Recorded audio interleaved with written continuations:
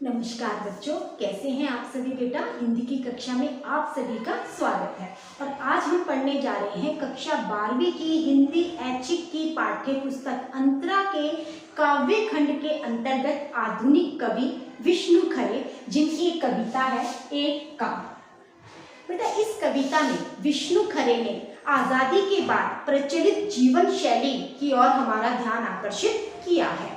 आजादी के बाद वैसा सब कुछ नहीं रहा जैसा स्वतंत्रता सेनानियों ने कल्पना करी थी। आप देख रहे हैं कि आजादी के बाद लोग आगे बढ़ने के लिए, ईमानदार जो लोग थे उन्होंने अपनी ईमानदारी खो दी और आगे बढ़ने के लिए वो भ्रष्ट तरीकों का प्रयोग करते जा रहे हैं, जिनकी कीमत ईमानदार व्यक्तियों को चुकानी पड़े।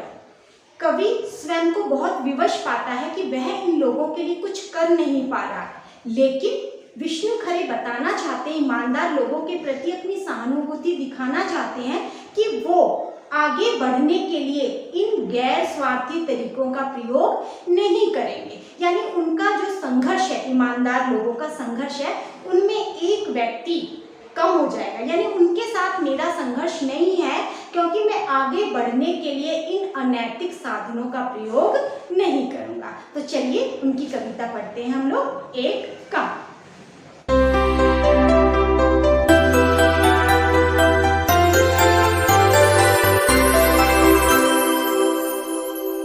आइए कविता को समझते हैं। 1947 के बाद से इतने लोगों को इतने तरीकों से आत्मनिर्भर, मालामाल और गतिशील होते देखा है कि अब जब आगे कोई हाथ फैलाता है 25 पैसे एक चाय या 2 रोटी के लिए, तो जान लेता हूँ। बेटा, कवि कह रहे हैं कि 1947 के बाद उसने बहुत सारे लोगों को अनैतिकता का सहारा लेकर धन कमाते हुए देखा है। अमीर बनने की होड़ में लोगों ने अपने स्वाभिमान के साथ समझौता किया, अपनी आत्मा तक को बेच दिया और मानवीय मूल्य जो हमारे आपसी विश्वास और आपसी भाईचारे से बनते हैं, उन मूल्यों को एक और रखकर धोखाधड़ी और भ्रष्टाचार का रास्ता अपनाया। ये लोग अनुचित तरीकों से धन कमाकर स्वयं को आत्मनिर्भर और प्रगतिशील कहते हैं, परंतु कवि का कहना है कि ये सब दिखावा है। सच ये है कि जल्दी से मालामाल होने के लिए उन्होंने दूसरों के शोषण या अन्यायपूर्ण रास्ते को भी स्वीकार कर लिया। आज स्थिति ये है कि जब भी कवि के सामने कोई मेहनतकश आदमी अभावों के कारण हाथ फैलाता है, तो कवि को लगता है कि ये वही लोग हैं जिन्होंने अपने स्वाभिमान के साथ समझौता नहीं किया, जिन्होंने ईमानदार बने रहना बेहतर समझा। आगे पढ़ते।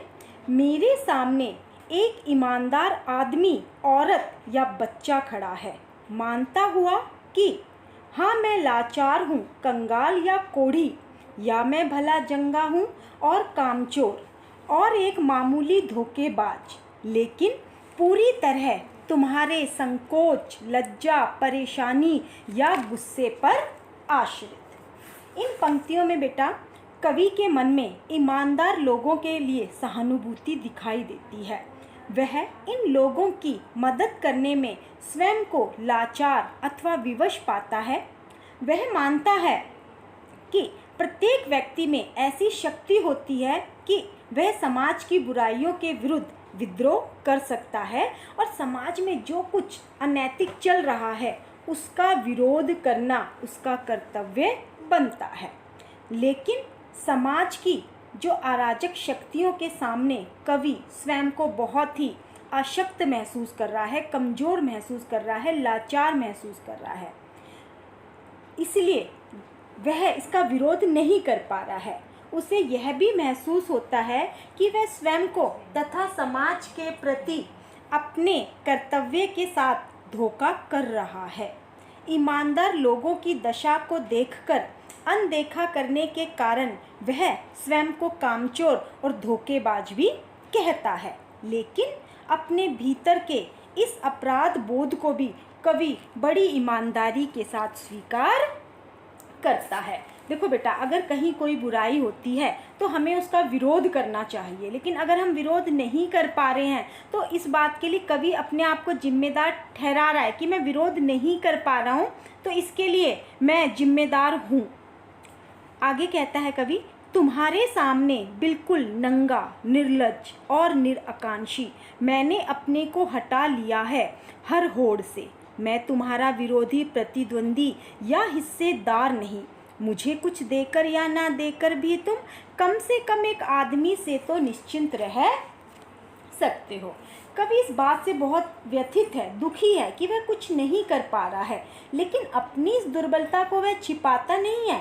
कर्तव्य को अनदेखा करने की इस लज्जा पर वह कोई पर्दा नहीं डालता, अपने भीतर की सच्चाई को स्वीकार करता है। इसलिए वह स्वयं को नंगा और निर्लज्ज कहता है। साथ ही वह ईमानदार आदमी को आश्वस्त करता है कि मैं तुम्हारा प्रतिद्वंदी नहीं हूँ। अर्थात भ्रष्टाचार और धोखाधड़ी के कामों में जहाँ लोग आगे बढ़ने के लिए दूसरों का शोषण करने की होड़ में खड़े हैं, मैं उस होड़ में नहीं हूँ, क्योंकि मेरे मन में बहुत धनी या प्रसिद्ध बनने की कोई लालसा नहीं है। कवि उस अनैतिकता में कोई हिस्सेदारी नहीं चाहता। वह स्वयं को इस होड़ से दूर रखकर ईमानदार आदमी के जीवन संघर्ष के रास्ते की एक बाधा को समाप्त या कम करना चाहता है। तो बेटा, उम्मीद करती हूँ कि आपने इस कविता को बहुत अच्छी तरह से समझा होगा। तो चलिए करते हैं इस काव्यांश पर आधारित प्रश्न उत्तर। पहला प्रश्न है, प्रस्तुत पंक्तियाँ कहाँ से ली गई है? सत्य, एक कम, वसंत आया, तोड़ो। तो सही उत्तर है बेटा, प्रस्तुत पंक्तियाँ ली गई है कविता एक कम।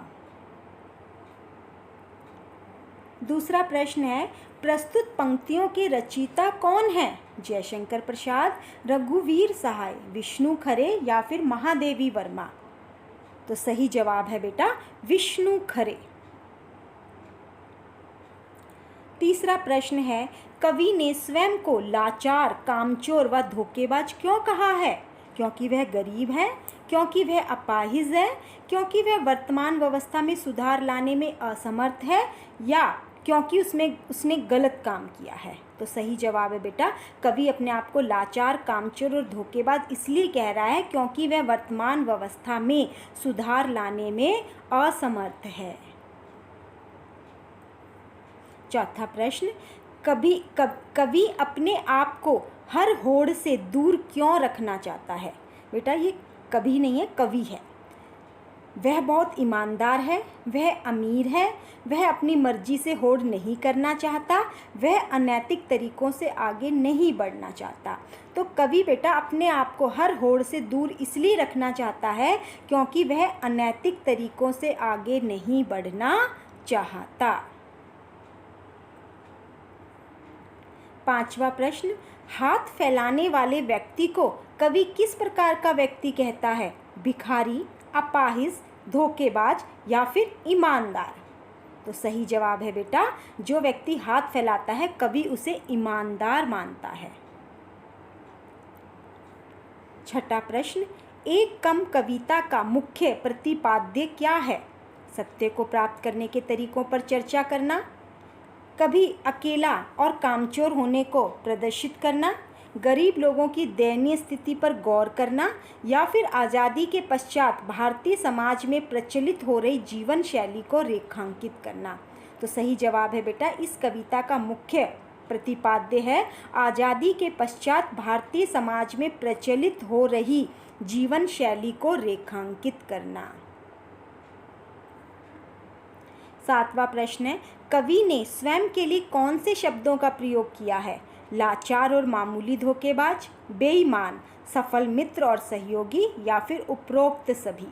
तो सही जवाब है बेटा, कवि ने स्वयं के लिए लाचार और मामूली धोखेबाज शब्दों का प्रयोग किया है।